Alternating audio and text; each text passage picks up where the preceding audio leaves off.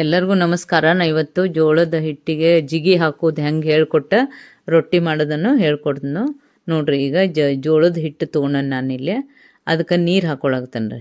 ಆ ಜೋಳದ ಹಿಟ್ಟಿಗೆ ನೀರು ಹಾಕೊಂಡ್ರೆ ಅದ್ರೊಳಗೆ ನೀರಿಗೆ ಎಷ್ಟು ಹಿಡಿತೈತೆ ಅದನ್ನು ಜಿಗಿ ಹಾಕೋಬೇಕಾಗ್ತೈತಿ. ನಾನು ನಿಮಗೆ ಇಲ್ಲಿ ತೋರಿಸ್ತೀನಿ ರೀ. ಈಗ ನೋಡ್ರಿ ಅದು ನೀರು ಕಾಸಕ್ಕಿಟ್ಟನಿ. ಈಗ 1 ಕಪ್ನಷ್ಟು ನಾನು ಇಲ್ಲಿ ಹಿಟ್ಟು ಸಾನಿಸ್ಕೊಳಾಕ್ತಾನೆ. ಹಿಂಗೆಲ್ಲಾನು ಅದು ಜೋಳದ ಹಿಟ್ಟನ್ನು ಸಾನ್ಗೆಯಲ್ಲಿ ಹಾಕಿ ಸಾನಿಸ್ಕೊಂಡು ತೊಗೋಬೇಕ್ರಿ. ಈಗ ನೋಡಿರಿ ಇದನ್ನು ಸಾನ್ಗೆಯಲ್ಲಿಂತ್ರ ಸಾನಿಸೋದ್ರಿಂತ ಆ ಜೋಳದ ಕಾಳದು ಏನು ಸಿಡ್ದಿರ್ತಾವಲ್ಲ ರೀ ಅವೆಲ್ಲ ಇದ್ರೊಳಗೆ ಬರ್ತಾವೆ. ಜೋಳದ ಹಿಟ್ಟಿಂದ ಹಿಟ್ಟು ಹೆಂಗೆ ಕಂಡು ಹಿಡಿಬೇಕು, ಜೋಳದ ಹಿಟ್ಟು ಗೋಧಿ ಹಿಟ್ಟು ಅಂದ್ರೂ ಇದನ್ನೇನು ಸಾನ್ಗೆ ಹಾಕ್ತಾರಲ್ಲ ರೀ ಅದ್ರೊಳಗೆ ಬಂದಿದ್ದು ನೋಡಿ ಕಂಡು ಹಿಡಿತಾರೆ. ಈಗ ನೋಡಿರಿ ಇದನ್ನು ಹಿಟ್ಟು ಒಂದು ಸ್ವಲ್ಪ ನಾನು ತೆಗೆದಿಟ್ಕೊಂಡು ಈಗ ಇದಕ್ಕೆ ನಾನು ಜಿಗಿ ಹಾಕೋತಾನೆ. ಈಗ ಒಂದು ಸ್ವಲ್ಪ ಹಿಟ್ಟು ಜೋಳದ ಹಿಟ್ಟು ತೆಗೆದಿಟ್ಕೊಂಡೇನೆ ಸಾನಿಸಿದ್ದು ಇದ್ರೊಳಗೆ ನಾನು ಈಗ ನೋಡ್ರಿ ಹಿಂಗೆ ಮಾಡ್ಕೊಂಡು ಜಿಗಿ ಹಾಕ್ಕೋಬೇಕು. ಅದನ್ನು ಇದ್ರೊಳಗೆ ನೀರು ಹಾಕೋಬೇಕ್ರಿ.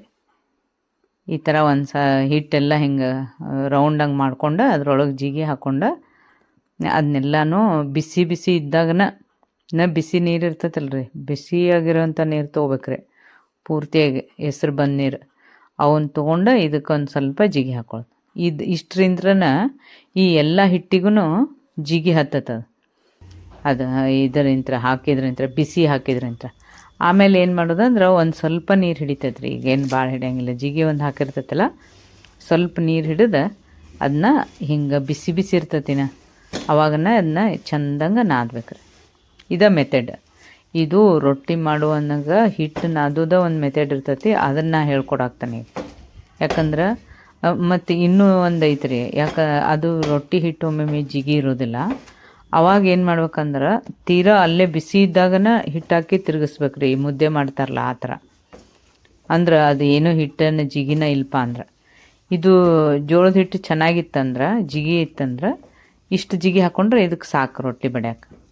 ನೋಡಿರಿ ಈಗ ಹಿಟ್ಟನ್ನು ಚಂದಂಗೆ ನಾದ್ಕೋಬೇಕ್ರಿ. ಹಿಂಗಾತು ನೋಡ್ರಿ. ಅದು ಎಷ್ಟು ನಾವು ಹಿಟ್ಟು ತೊಗೊಂಡು ನೀರು ಹಾಕಿ ಅದು ಜಿಗಿತ್ ಮಾಡ್ಕೋತೇವೆ ಅದಕ್ಕೆ ಎಷ್ಟು ಹಿಡಿತೈತೆ ಅಷ್ಟು ಹಿಟ್ಟನ್ನು ಒಣ ಹಿಟ್ಟನ್ನು ಹಾಕಿ ಒಂದು ಸ್ವಲ್ಪ ಕಲಿಸ್ಕೋಬೇಕು.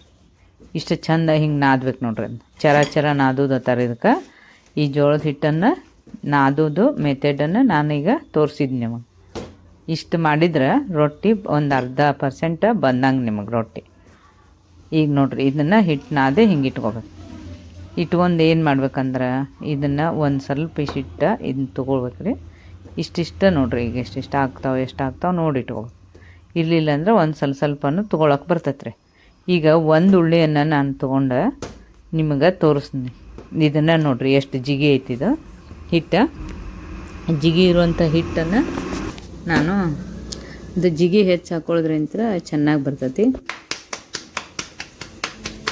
ರೊಟ್ಟಿ ತಿನ್ನೋದ್ರಿಂತ ಮನುಷ್ಯ ಗಟ್ಟಿ ಆಗ್ತೈತೆ ಅಂತ ಹೇಳ್ತಾರೆ. ಅದಕ್ಕೆ ರೊಟ್ಟಿ ದಿನಾನು ರೈತರೆಲ್ಲ ರೊಟ್ಟಿನ ತಿಂತಿರ್ತಾರೆ. ಈ ಕಡೆ ರೊಟ್ಟಿ ಇರಲಿಲ್ಲ ಅಂದ್ರೆ ನಡೆಯಂಗಿಲ್ಲ.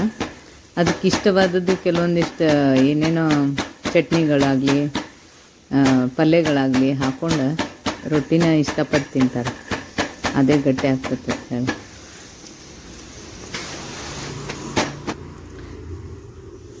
ಹಿಂಗೆ ಬಡಿಬೇಕ್ರೆ ಅದ್ರ ಕೆಳಗೆ ಹಿಟ್ಟು ಹಾಕೊಳ್ಳೋದ್ರಿಂತ ಅದು ದೊಡ್ಡದಾಗ್ತಿರ್ತೈತಿ. ಈಗ ಜಿಗಿ ಚೆನ್ನಾಗಿ ಬಂದತ್ತಲ್ರಿ, ಬಡ ಬಡ ಇದಾಗ್ತೈತಿ, ಫಾಸ್ಟ್ ಬರ್ತೈತಿ. ಮೇನ್ ಅಂದರೆ ಹಿಟ್ಟು ಹಾಕೊಳ್ಳೋದು ತಿರುಗಿಸೋದು, ಇಷ್ಟ ಕೆಲಸ ಅದ್ರದ್ದು. ರೊಟ್ಟಿ ಮಾಡಾಗ ಇಂಪಾರ್ಟೆಂಟ್ ಅಂದ್ರೆ ಹಿಟ್ಟು ಹಾಕಿ ತಿರುಗಿಸ್ತಾ ಇರ್ಬೇಕು.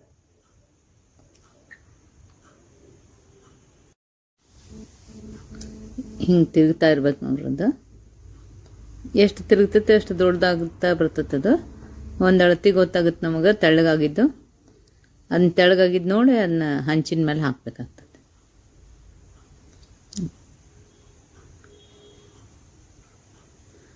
ಆ ರೊಟ್ಟಿ ರೆಡಿ ಆಗೈತೆ. ಈಗ ಇದನ್ನು ಈ ಥರ ತಿರುಗಿಸ್ತಾನೆ ಕೈಯಲ್ಲಿ ತೊಗೋಬೇಕಾಗ್ತದೆ. ಹಿಂಗೆ ಕೈಯಾಗ ತೊಗೊಂಡು ತಿರುಗಿಸ್ತಾನೆ ಕೈಯಾಗ ತೊಗೊಂಡು ಹಂಚಿನ ಮೇಲೆ ಹಾಕ್ಬೇಕು. ನೀರು ಹಚ್ಚೋದು ಮೇನ್ ಇರ್ತೈತಿ. ನೀರು ಹಚ್ಬೇಕು ಈ ಥರ. ನೀರು ಹಚ್ಚಿದ ತಕ್ಷಣ ಅದು ಒಣಗಿದಂಗೆ ಆದ ಕೂಡಲೇ ತಿರುಗಿಸ್ಬೇಕು ಇದನ್ನು.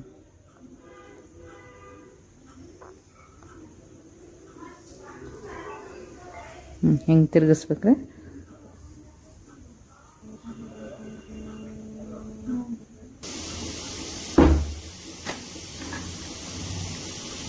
ತಿರುಗಿಸ್ತಾ ಇರ್ಬೇಕ್ರಿ. ಹಿಂಗೆ ಈ ಥರ ಸುಡ್ಬೇಕು ನೋಡ್ರಿ. ಚೆನ್ನಾಗಿ ನೀರು ಹಚ್ಚೋದ್ರಿಂದ ಚೆನ್ನಾಗಿ ರೊಟ್ಟಿ ಸುಡ್ತೈತಿ.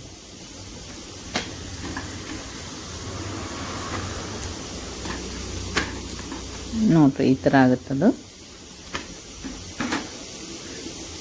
ಇದ್ರೊಳಗೆ ಚಟ್ನಿ ತುಪ್ಪ ಹಾಕ್ಕೊಂಡು ತಿಂದ್ರೂ ಮಸ್ತ್ ಆಗುತ್ತೆ ರೀ. ಮಸಾಲೆ ಖಾರ ತುಪ್ಪ ಹಾಕ್ಕೊಂಡು ತಿಂದರೂ ಮಸ್ತ್ ಆಗುತ್ತೆ. ಒಟ್ಟು ರೊಟ್ಟಿ ಅಂದ್ರೆ ಟೇಸ್ಟ್ ಇರ್ತೈತಿ.